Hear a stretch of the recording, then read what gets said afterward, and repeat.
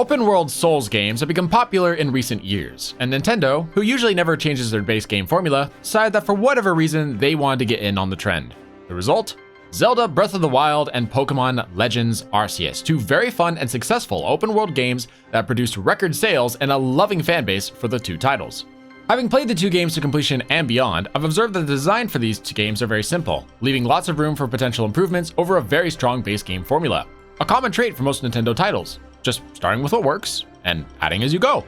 And with Pokemon Scarlet and Violet and Breath of the Wild 2 arriving within the next 6 months, I decided that now was a good time to go over some aspects of the two games and see if we can predict possible improvements that would result in the ultimate Nintendo open world experience. The intro to these types of games are always similar no matter who makes them. You come from another world, sleep for 100 years, rise from the dead, etc. And while that's going on, chaos ensues outside your house, cave, tomb, beach thing. Then you wake up and go outside completely clueless about what's going on as you take in your surroundings. Welcome to the world you'll be exploring. Something is expected of you. Breath of the Wild obviously takes the win here. In the area you start in, you're greeted with a view of the world that you're free to explore right away. Upon taking the only path down to where this interesting new place is, you meet with an old man who gives you some direction of where to go and how things work. The key term here is some direction. There's no hand-holding in this game. The tutorial requires you to learn the extent of your Sheikah Slate powers, which are required to progress through the puzzle portions of the game, and the order in which you receive those powers is completely up to you. This allows for freedom of exploration across a vast landmass where your tutorial takes place. Speaking of which, this starting zone isn't just filled with tutorials. This place is filled with monsters, ruins, forests, forts, and a number of other things that are completely optional for the game's progression, but offer a number of rewards for your curiosity, and give you some insight into what exactly you'll be facing in the greater world beyond. There's even a mini-boss you can fight at the beginning of the game if you choose to face it. Upon completing your tutorials and gaining all of your Sheikah Slate powers, you are rewarded with one final cutscene with the old man, who then gives you your overall objective of the game, and with it, the parasail. An incredibly useful tool that gives you the ability to glide, allowing you to finally leave the starting zone and fly down to the boundless land below where the rest of the game takes place. In comparison, Legends Arceus is a much more annoying experience. The mechanics for Legends Arceus is not very complicated, and because of this, much of the tutorial is mingled in with the plot of the game. Pokeballs have just been invented, so you learn how to throw them. Then you're introduced to the town and Galaxy Expedition team. Then you're introduced to Pokemon battles in place where you're going to catch Pokemon. Then you're introduced to Alpha Pokemon. And that's pretty much it. Simple, right? Well, because there's so much plot building and character development, this short list of game mechanics is explained over a period of 2 hours, and some of that time was spent with demonstrations of an act, rather than being put in a position where I actually need to do it myself. And these demonstrations would also include the guide repeating the tutorial back to me multiple times to make sure I really got it. To make matters worse, the starting zone is very limited when considering the amount of freedom I had in exploring the world. Yes, the map was big, but because Pokemon is based off of a level system rather than be a skill-based game like Zelda, I ran into the problem where if I went too far away from where the game wanted me to be, I'd run into fights that I had absolutely no chance of winning. Furthermore, because the game's tutorial is so spread out over the story, there's some things that you won't know about until way later that would have been better to know at the beginning of the game, such as the fact that you can't catch Alpha Pokemon until you reach a high enough rank with the Galaxy Expedition team. And if that isn't restricting enough for you, there are some locations you simply aren't allowed to go until you improve your ranking. So you're going to be taking some time to catch and battle Pokemon in various starting zones whether you like it or not. And in between, more dialogue. Maps are quite different for Breath of the Wild and Pokemon Legends Arceus despite them fitting in the same genre. This is because of gameplay, plot, and missions. In Breath of the Wild, the entire map is one big overworld that you're free to explore. While each map is divided into sections, this is simply to make navigation easier based on geography, territory, and climate. The sections themselves are very much connected, so you never see a loading screen so long as you remain in the overworld. This remains true even if you enter a town or camp. Only a few places are actually separated from the overworld. Two of the forests, the dungeons, the great divine beasts, people's houses, and lastly, shrines. These locations typically require their own maps in order to prevent the overworld's physics, lighting, and NPCs from interfering with some of the puzzles and zones. Some of these places are able to provide some pretty amazing atmospheres because of this separation, such as the darkness of the Forbidden Woods and the tranquil lighting of the Great Deku Tree. Pokemon Legends Arceus is a bit different because you have a home base that you have to return to. Jubilee Village acts as the game's central hub, providing you with missions, supplies, and the Hisui equivalent of a Pokemon Center NPC. Because there is only one town, and everyone operates from this location, there really isn't a need to unite the continent into one big map, since you have to continuously return to this place to progress the game. Instead, the map is divided into 5 subsections, each with their own unique appearance, ecosystems, and of course, Pokemon. This results in the game feeling smaller than Zelda, which is a bit of a shame considering that Pokemon Legends Arceus has a much more diverse and compact selection of monsters that help the world feel less empty than Breath of the Wild. In retrospect, it does make one wonder what the game would be like if the overworld had multiple Jubilee Central hubs in one big overworld. Perhaps we'll see something like that in Pokemon Scarlet and Violet. A subject that's a bit more unique to Nintendo games than others of the Souls genre, Legends Arceus and Breath of the Wild both have assisting plot devices that are used to help guide you through the game. And funnily enough, the plot devices are actual devices, namely the Sheikah Slate and the Arc Phone. Through these two tools, you gain access to your map and mission table, and in some parts of the game, these devices will send you messages or act as keys for you to access restricted areas in the world, such as shrines, caves, trials, etc. What set these two apart, however, is their utility and usefulness. The Sheikah Slate doesn't just act as a map, it also provides you with a variety of powers that are critical to the game. You can freeze an object in stasis, create bombs, make platforms, etc. The Sheikah Slate also has a number of other functions such as a telescope, radar, minimap, and an index feature. The Arc Phone, on the other hand, is just a map, and it's a worse map than the Sheikah Slate. With the Sheikah Slate, you can put down up to 5 beacons, which can be seen even in the overworld from far distances away. The Arc Phone can only place down 1 beacon at a time, and a few stickers. And unlike Zelda, those stickers don't show up in a minimap because there is no minimap on the Arc Phone. This means if you want to keep track of a list of locations rather than just one, you'll have to go back and forth in your map quite often to make sure that you're in the right place. So yeah, the Arc Phone has no powers, no platforming, no nothing. It can't even take pictures despite being a remodeled cell phone. Whereas the Sheikah Slate can not only let you take selfies, but also lets you categorize monsters and items that you take pictures of and use the radar feature to make tracking down those items/monsters easier. Which, when you think about it, reminds you of, oh, I don't know, a Pokédex? I'd like to note that both Pokemon Legends Arceus and Pokemon Snap take place in large 3D spaces where Pokemon wander. And both Legends Arceus and Snap have these mission survey systems that require you to see a Pokemon do certain things in a certain number of times in certain ways and locations. Plus, in the anime, pointing a Pokédex at a Pokemon was the traditional way of getting data about them rather than catching them. So I don't think that replacing some of the quest requirements with a Pokemon survey hunt would be all that bad an idea.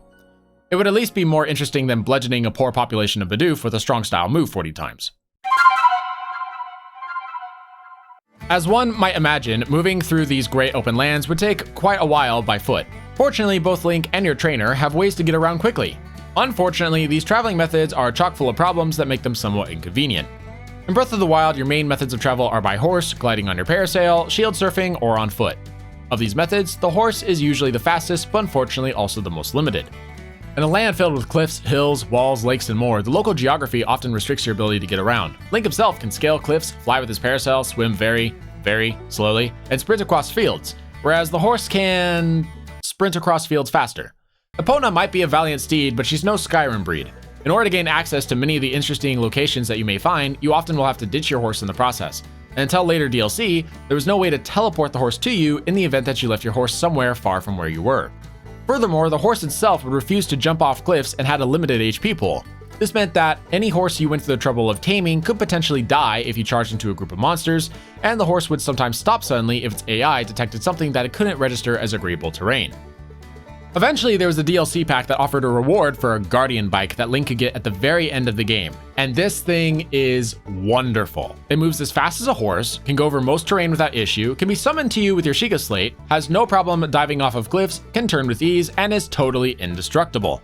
The only downside was that you had to refuel it every now and again, but since it took anything as fuel, and since you get it at the end of the game, you typically had a large supply of monster parts and food that you didn't have any better use for anyway. Regardless of whether you bought the DLC or not, the most common form of transport in Breath of the Wild is undoubtedly teleportation. After completing the trial set by one of the 120 plus shrines in Hyrule, each of these shrines becomes a mark on your map that you can teleport to. Since Hyrule is huge, the teleportation helps a lot, and it makes shrines extra rewarding to capture for reasons other than just a minor heart and stamina bonus. Legends Arceus has a similar feature, but with camps. There are about 3 to 4 camps per map, and while that does mean there are fewer teleportation options, each camp offers supplies, a Pokemon Center, and a PC for you to switch out your Pokemon. Given how Legends Arceus in general has smaller maps, it's a fair trade. Now, unlike the Giga Chad Link, who could climb cliffs like Spider-Man and probably bench a Goron, the trainer you play in Pokemon Legends Arceus is kind of a beanpole with literal ability to take care of themselves. In this game, you cannot swim, you cannot improve your sprinting stamina, and you struggle to climb up even the smallest of hills. This really limits where you can go until you befriend Pokemon who can do these tasks for you. The Pokemon who act as your mounts are free and are offered as rewards throughout parts of the story. They're all kept in a menu where you can summon them instantly, and each time you acquire one, you really feel that your ability to explore Hisui is significantly improved. Except you, Ursaluna. No one uses you. Actually, I said that as a joke, but I make a fair point. Of the 5 ride Pokemon you receive, only 4 of them are actually useful. And of those 4, 1 is just a copy of your first ride Pokemon, but on water. So it actually feels like you only have 3 ride Pokemon. And of those 3 ride Pokemon, 1 of them feels like they really shouldn't exist. The core problem with ride Pokemon is that we can summon them when we don't actually need them. And they make up for physical limits that the player feels like they shouldn't have. Sneasler is a Pokemon that can help you climb sheer cliffs, but the fact that Sneasler is also needed to go up small hills makes the concept of hills and cliffs really annoying. And after you scaled said cliff or hill, Sneasler kinda loses his use as a ride Pokemon since she's not any faster than you are on foot. Combine that with how all ride Pokemon are stored on the same menu, and you'll find that ride Pokemon, while easy to access, can sometimes feel a little clunky to swap between on short notice. How many times have you done this in your Legends Arceus playthrough? Oh, god damn it. Ow. Probably more than once. I get that not being able to climb small hills or surf across water without Pokemon is a traditional thing for Pokemon games, but this is an open world adventure game. And like all open world adventure games, the scale of everything determines the epicness of the experience. And when you limit your ability to go up and down in a 3D environment, you'll often find yourself playing on very flat and simple maps that give you limited options for exploration. In short, the mounts for Legends Arceus may be more convenient than Breath of the Wild, but they do so at the expense of oversimplifying geography. While Breath of the Wild and Legends Arceus do have more of a story than past games of the same series, we're not going to talk about it, because that's a video in of itself. What we do need to talk about is how the story for these 2 titles affect the game.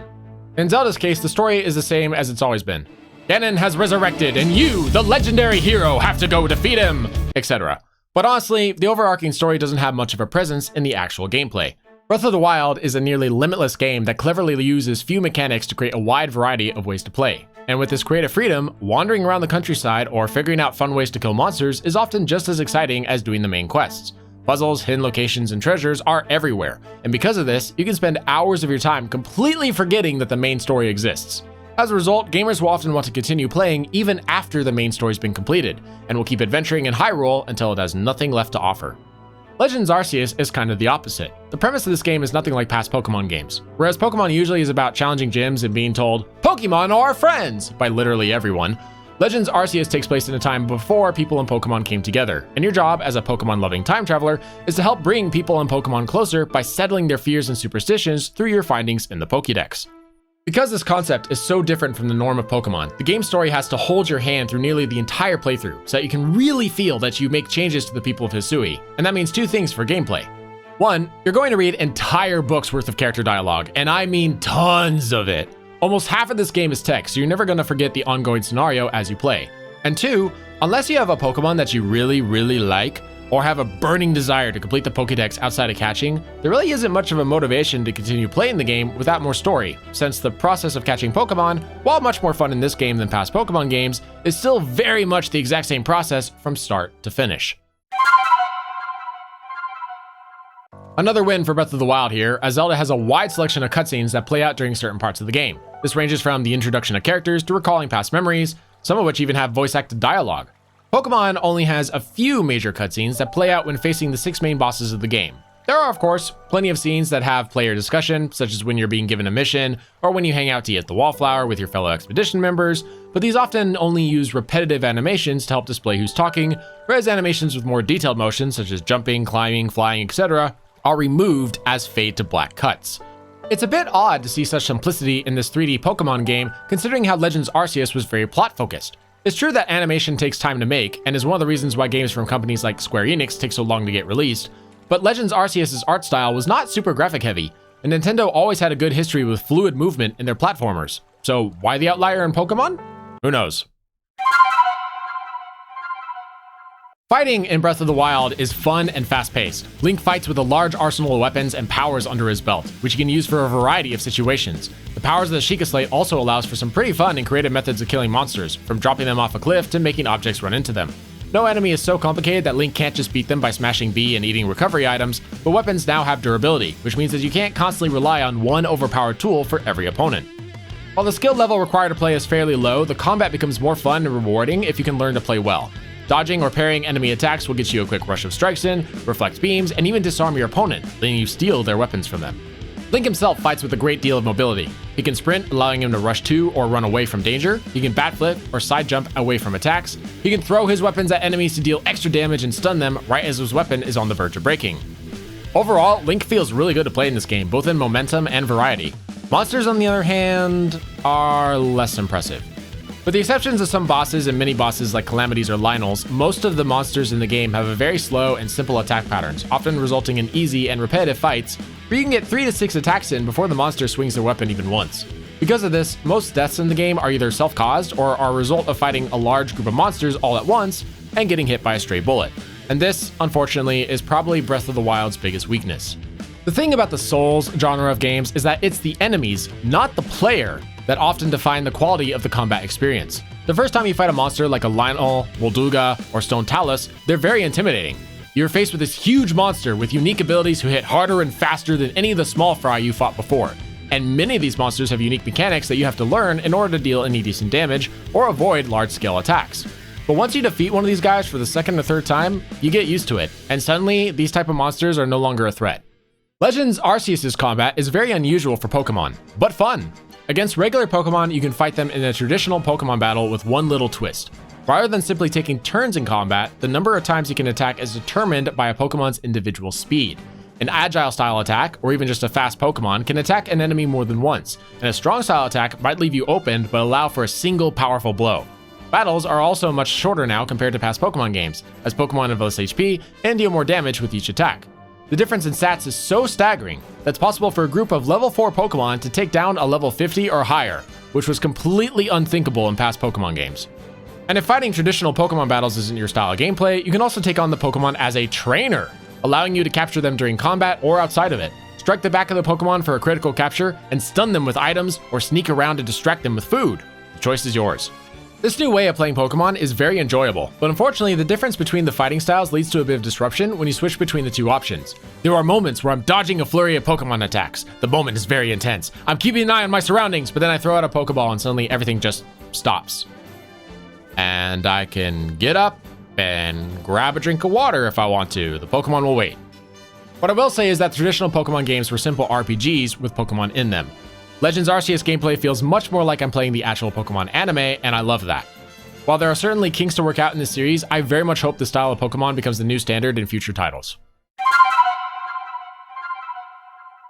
The enemies in Breath of the Wild are far too few in number. You have the pigmen called the Bokoblins and Moblins, the Keys, the Lizafos, the Octoroks, the various Guardian robots, the 4 mini-bosses, the Calamities, and that's it. Everything else is just a bigger or recolored version of a previous monster. Compared to previous Zelda titles where unique monsters could be found in each dungeon, Breath of the Wild's enemy selection is really underwhelming. And again, this is Breath of the Wild's biggest weakness. As the game would progress, I would always be excited to get new weapons and upgrade new armors as I explored new lands, but seeing the same enemies over and over again gets real old real fast. And about halfway into the game, nothing seemed like a threat anymore. Legends Arceus, on the other hand, is a much different story. Or so you would first believe. In the region of Hisui, the wild Pokemon that you must catch number to a whopping 246 different Pokemon, ranging in all sorts of sizes, shapes, and types. This makes the land of Hisui feel much more populated and alive than the empty vastness of Hyrule, where monster camps are spread out relatively far from each other. But while the variety of Pokemon is all well and good, Legends Arceus does suffer from a lack of variety from Pokemon moves when fighting them as a trainer. Despite the fact that there are many different types of Pokemon, and the fact that these Pokemon come in many forms, they all have the same 4 basic attacks, which are recolored to match the type. They have a charge attack, a wide range attack, a homing attack, and a status move. Because of this, Pokemon Arceus suffers from the same problems as Breath of the Wild, despite having a much wider range of opponents. Once you learn how the mechanics of Pokemon moves works, nothing in the world is a threat anymore, and most of your losses occur by accident. In Pokemon Legends Arceus, your bosses consist of noble Pokemon, legendary Pokemon, and trainer battles. Trainer battles are fine. They haven't really changed all that much from traditional Pokemon battling, but the other two are another story. The boss fights against noble and legendary Pokemon are fun the first time, but boring afterwards. I don't think that using boss fights in the same way will work for a Legends Arceus sequel because of how simple they are. Basically, you use bombs to reduce a bar that will restore a Pokemon from a frenzy. After a while, the Pokemon will show a moment of weakness, which will allow you to send in your own Pokemon to battle, which is completely optional. Afterwards, you get a few seconds where the Pokemon will be in a weakened state, and your bombs will do more damage to the frenzy bar. The problem is that these fights are not challenging at all. They're very slow paced, and because the trainer doesn't have a large variety of tools under their belt, including a lack of athletic ability due to the existence of ride Pokemon, who you can't involve in the fight by the way, the fight is often kept simple with dodge roll protecting you from almost anything. Most of the times I get hit are because attacks that come at me are oddly slow, which throw me off from the fast paced combat that I was expecting to see. I would love for the boss fights to be more intense and much less flat, requiring me to chase down or escape from nobles using my ride Pokemon and other items, while I'm battling as if I was facing some sort of giant Shadow of the Colossus creature, instead of just a big Pokemon who winds up, then moves in a straight line. As for the bosses from Breath of the Wild, well, they're not much better. The 5 bosses of Breath of the Wild are all the same boss, Calamity Ganon. While each one is equipped with different weapons, the way to defeat them is largely the same. This is because Breath of the Wild is a bit unique in that it doesn't have key items in dungeons. Whereas in past Zelda games, you'd eventually find a chest that had a hook shot or a boomerang or something that would help defeat the dungeon boss.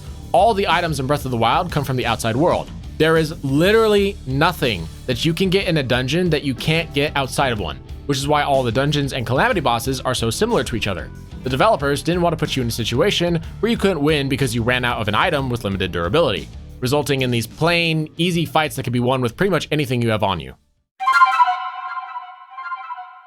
Breath of the Wild had varying levels of difficulty between where you were, what gear you had, and how many shrines you found. But there's nothing so difficult that would make someone consider the game to be hard. Even a Lionel could be considered easy around the 3rd time you fight one as you get used to their attack patterns. This difficulty is understandable as the target audience for Nintendo games are typically younger, though a DLC was included later that provided a Master Mode for people who wanted a much harder game. The Master Mode included stronger overall enemies, more mini-bosses placed throughout the continent, more damage sustained from attacks, more rewards per fight, and an auto-healing factor for enemies which required you to make more daring moves against monsters to prevent them from recovering. An overall enjoyable level of difficulty, though again, a lack of variety between enemies meant that some of the fights were just longer rather than harder. But the increased rewards per kill and stronger weapon drops made Master Mode a very fun and well-appreciated experience. The only real downside being that because monsters were so much tougher, killing them with creative methods became a little more challenging. In comparison, Pokemon Legends Arceus did not receive a Master Mode, nor would have benefited from one. This is partially because Pokemon is a stat-based game rather than a skill-based game like Zelda, so even if the battles took place with stronger Pokemon, the result would be roughly the same. But another reason why it wouldn't work was because the difficulty level for Legends Arceus was kind of all over the place. You had level 4 Pokemon being able to take down level 40s, you had easy noble boss fights, you were usually over-leveled for most of the Pokemon battles you got yourself involved in, but then out of nowhere, you'd run into a weird scenario where the difficulty curve would just spike, such as the Seaside Cave where you had to fight 4 mythic Pokemon simultaneously, or a mass outbreak of Pokemon that included a pack of all alphas, or the boss fight against Volo, which is probably one of the hardest Pokemon battles in the entire franchise. I wish there was a version of Legends Arceus that was more challenging, but to make it so, they really need to figure out how to properly balance the game first, and then decide which aspects of the game are skill-based, which are stats-based, and how they can better blend the two. I would love to be able to fight noble Pokemon myself with my partner Pokemon at the same time. Maybe by using bombs to distract the boss, or reduce incoming damage to my partner, and using my partner's Pokeball to help reposition them closer to a boss that's on the move. Perhaps even making it so that when an enemy Pokemon makes a move towards my partner, the attack will have a splashing area of effect, which I then have to dodge as the trainer. These are just random ideas that I came up with on the spot, but the point is that I'm sure there's a good way to prevent the disruption between trainer and Pokemon combat without completely shutting down one or the other as soon as you switch. And if Nintendo can figure that out, then we can get a higher difficulty level for the Arceus style Pokemon games if we want it.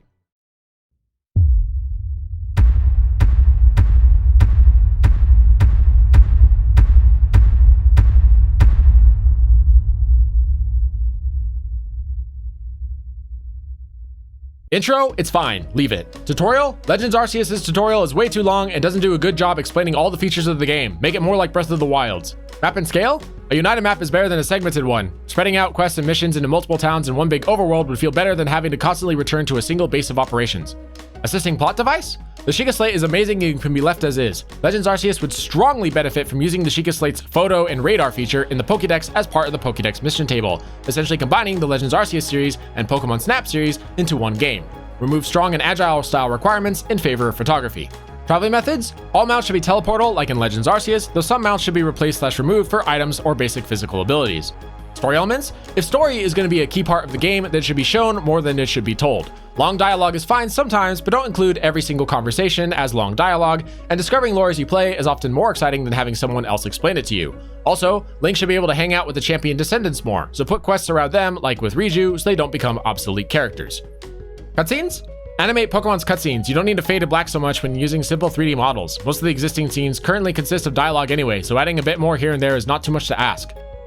Combat? Figure out a way to remove the disruption between the two battle styles for Pokemon. All monsters from both games should have a wider range of attacks for players to learn as they encounter them. Enemies? Zelda needs a more diverse cast of enemies overall. Pokemon is perfectly diverse, you just need more attacks from trainer battles, and each Pokemon should have a move unique to themselves. Bosses? Pokemon bosses should be more dynamic. Zelda bosses need more diversity, just like every other Breath of the Wild monster. Difficulty? Zelda is great, but it'd be nice if the increased difficulty also include increased movesets from monsters. Pokemon needs to figure out how to balance their game more and rework some of the fight mechanics. Again, the two methods of fighting disrupt each other. Like the video? Here's a supercut of Legends Arceus. It's fun! Watch it, and subscribe for more.